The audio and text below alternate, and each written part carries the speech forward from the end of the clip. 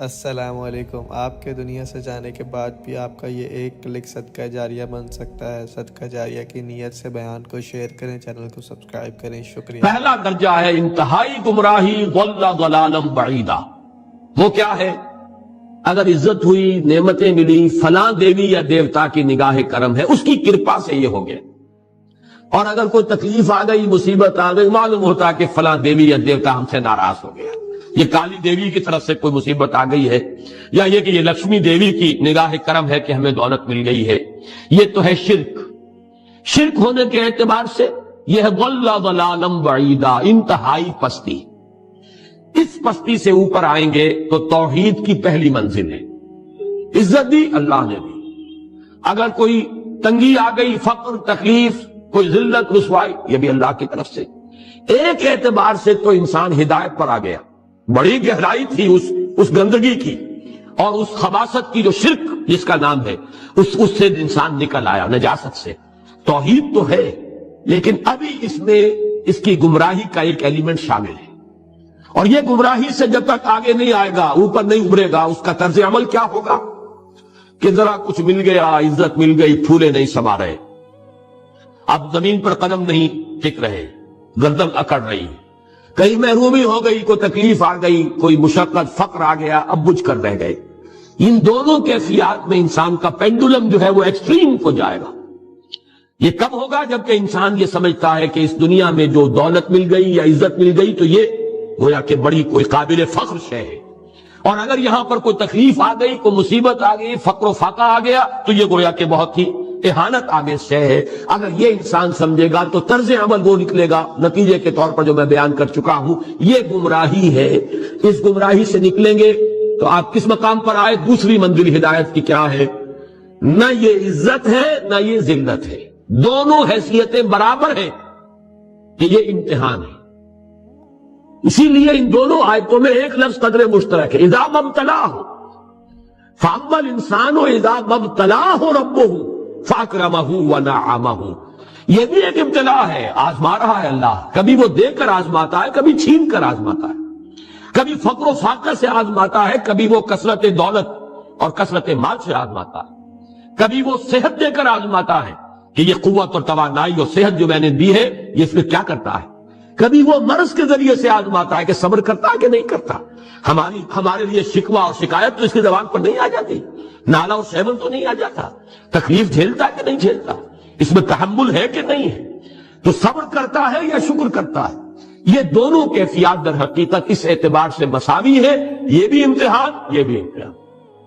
یہ حقیقت جب سامنے ہوگی اب وہ پینڈولم جو ہے وہ بہت کم ہو جائے گا، یعنی انسان میں طبعی طور پر تو ایک اثر ہوتا ہے غیر اختیاری، کسی چیونٹی نے کاٹا آپ کے پاؤں پر، آپ اپنا پاؤں ہٹا لیں گے، اس میں کوئی ارادہ نہیں، یہ ریفلیکس ایکشن ہے، غیر اختیاری فیل۔ اس حد تک تو انسان ضرور متاثر ہوتا ہے، اس سے تو کوئی انسان جو ہے وہ بلندر نہیں ہو سکتا۔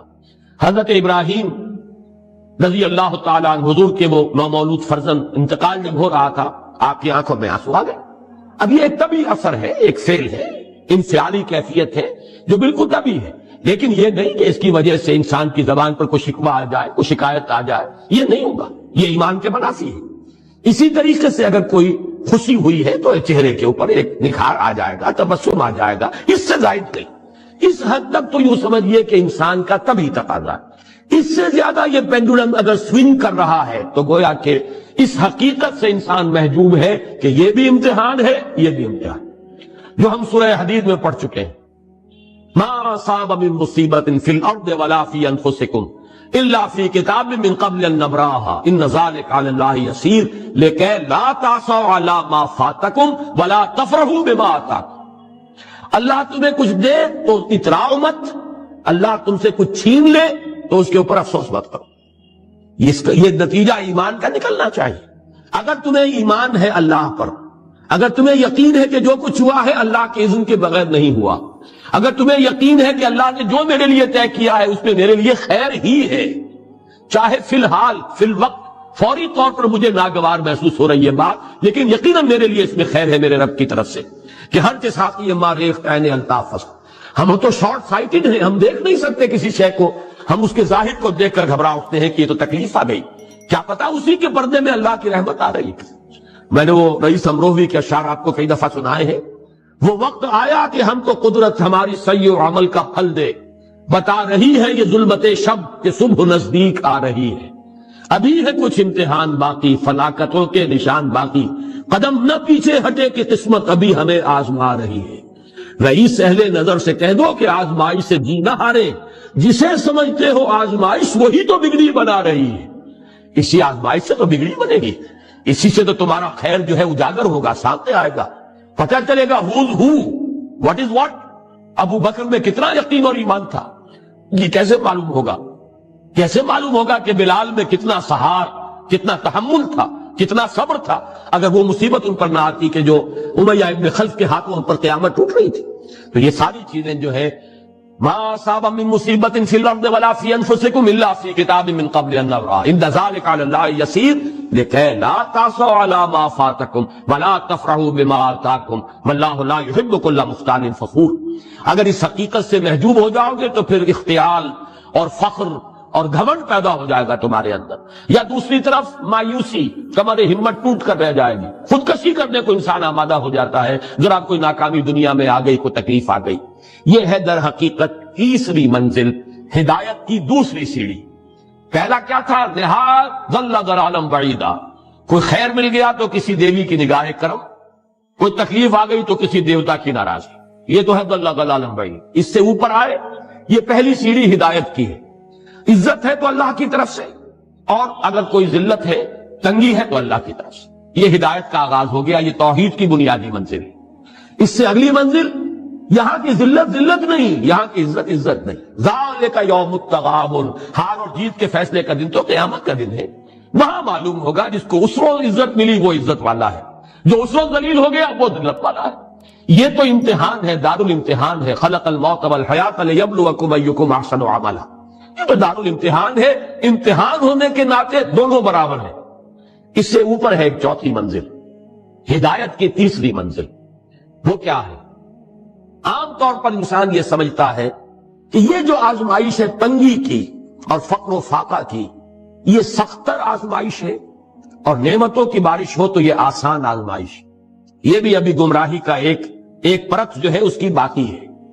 ابھی ہدایت کا جو کامل جو ہوگا انکشاف، وہ کب ہوگا؟ جب انسان اس حقیقت کو جان لے کہ جہاں وسعت ہو، جہاں کثرت ہو، وہ زیادہ بڑا امتحان ہے، سخت امتحان ہے، بجائے اس کے کہ اگر قلت ہے، کمی ہے، یہ کم پر امتحان ہے، یہ کم بھاری امتحان ہے۔ کیوں؟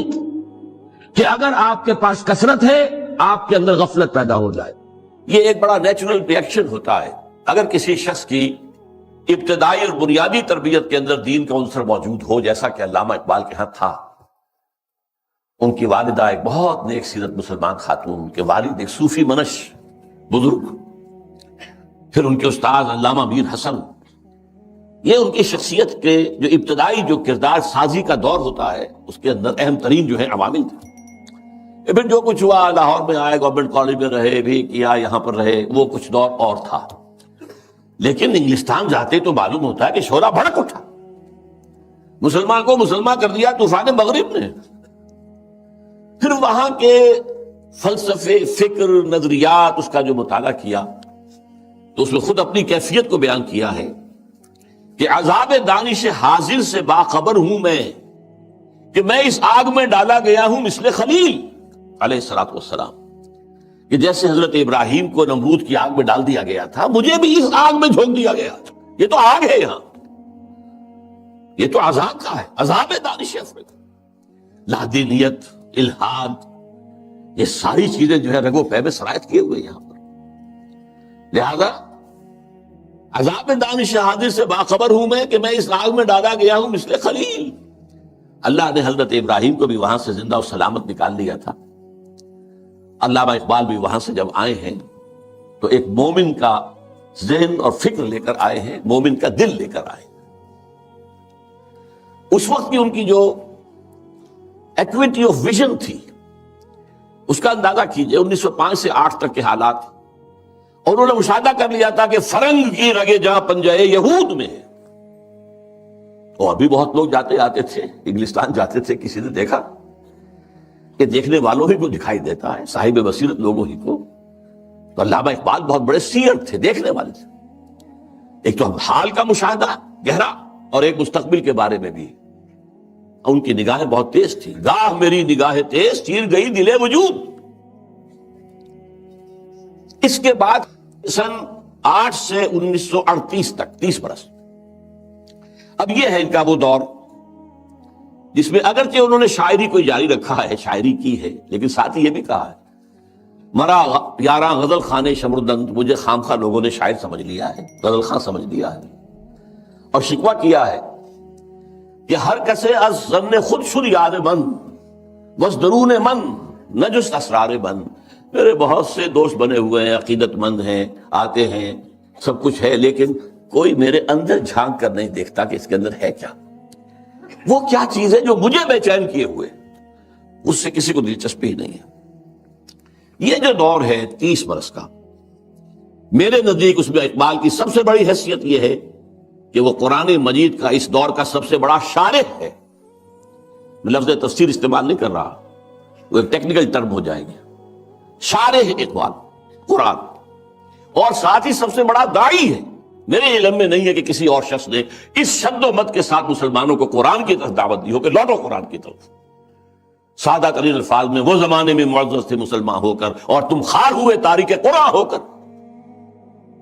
اے جو شبنم بر زمین افتندئی در بغل داری کتاب زندگی. اے وہ قوم جو شبنم کی طرح زمین پر پڑی ہوئی ہے اور لوگ اسے اپنے قدموں سے توڑ رہے ہیں، پامال کر رہے ہیں.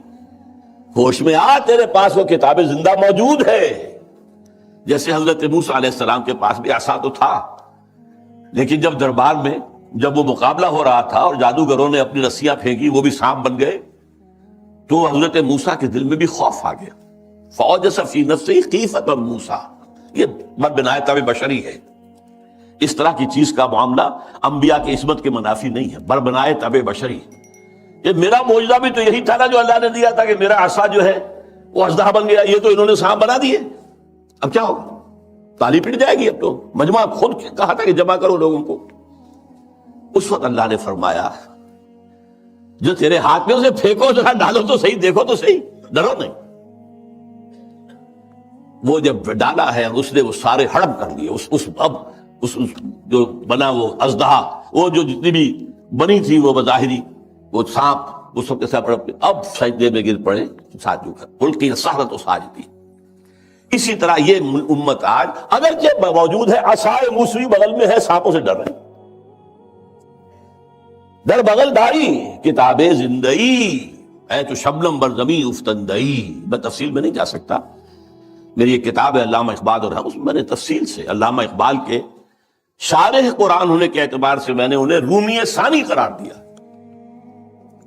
رومی کے بارے میں حضرت جامی رحمہ اللہ نے جو اشعار کہے تھے، مثنوی مولوی معنوی ہست قرآن در زبان پہلوی. یہ جو مولوی معنی، مولوی روم، ان کی جو مثنوی ہے، یہ فارسی زبان میں، پہلوی زبان میں قرآن ہی ہے. قرآن ہی کے مفاہیم ہیں، قرآن ہی کے مقاصد ہیں، قرآن ہی کا فکر ہے، قرآن ہی کا فلسفہ ہے جو بیان کیا گیا.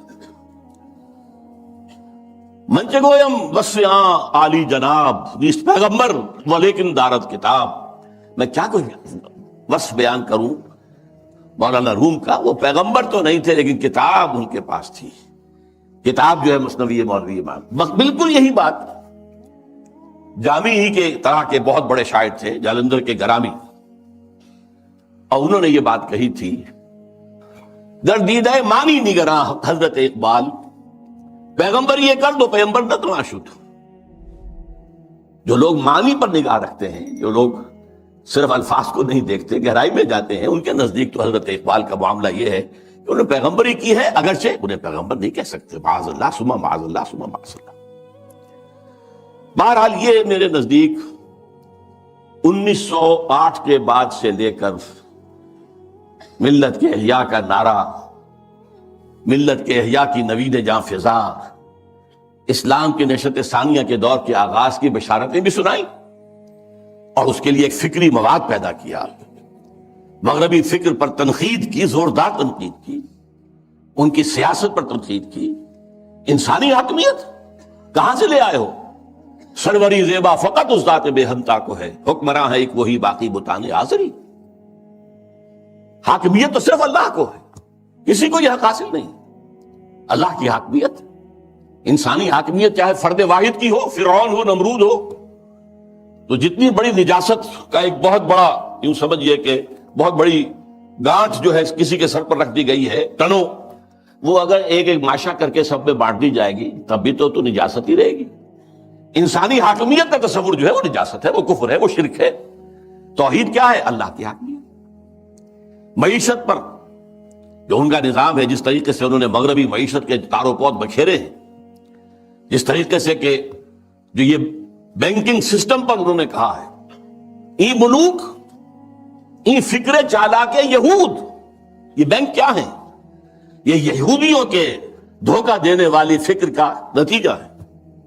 نور حق السینہ آدم ربود، آدم کے دل سے، آدم کے سینے سے وہ نور حق جو ہے، وہ جو نفخت فیہ من روحی، وہ جو روحانی عنصر ہے انسان کا، جس کا محل قلب ہے، اس کو نکال باہر کیا۔ اور ذرا غور کیجئے، حیرت ہوتی ہے جذبات کی شدت۔ تا کہو بالا نہ گردہ دی نظام، دانش و تہذیب و دین سودائے خام۔ جب تک یہ بینکوں کا نظام تلپٹ نہیں کیا جاتا، جڑ سے اکھاڑ کر نہیں پھینکا جاتا، کہاں کی دانش، کہاں کی تہذیب اور کہاں کا دین؟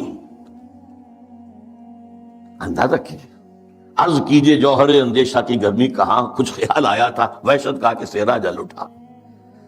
پھر وطنیت، نیشن سٹیٹ کا تصور، ان تازہ خداؤں میں بڑا سب سے وطن ہے۔ اس دور میں میں اور ہے، جام اور ہے، جم اور، ساقی نے بنا کی روش لطف و ستم اور، مسلم نے بھی تعمیر کیا اپنا حرم اور، تہذیب کے اعظم نے ترشوائے صنم اور، نئے نئے بت۔ ان تازہ خداؤں میں بڑا سب سے وطن ہے، جو پیرہن اس کا ہے وہ مذہب کا کفن ہے۔ نظارہ دیرینہ زمانے کو دکھا دے، اے مصطفی خاک میں اس بت کو ملا دے۔ اسلام تیرا دیس ہے، تو مصطفی ہے، بازو تیرا توحید کی قوت سے قوی ہے۔ اب یہ تصورات سے اندازہ کیجیے، یہ کوئی شاعری کی مضامین ہے؟ یہ وصل و ہجر کی باتیں ہو رہی ہے؟ کیا ہو رہا ہے؟ یا محبوب کے لب العلیم کی کا کوئی تذکرہ ہو رہا ہے، یا اس کے وہ گیسوؤں کی کوئی؟ یہ تو نہیں، تو بات ہی کچھ اور ہے، یہ شاعری تو نہیں۔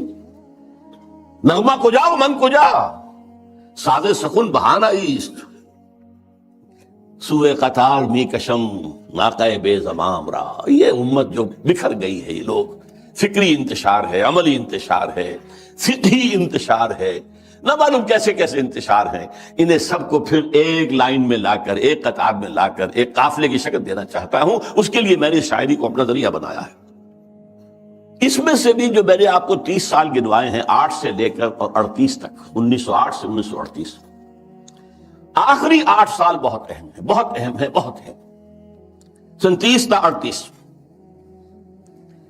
اس میں جو ان کے کارنامے ہیں، ان میں سب سے بڑا کارنامہ نوٹ کر لیجئے، مسلم لیگ کی تحریک میں احیاء اسلام کا انجیکشن لگانا۔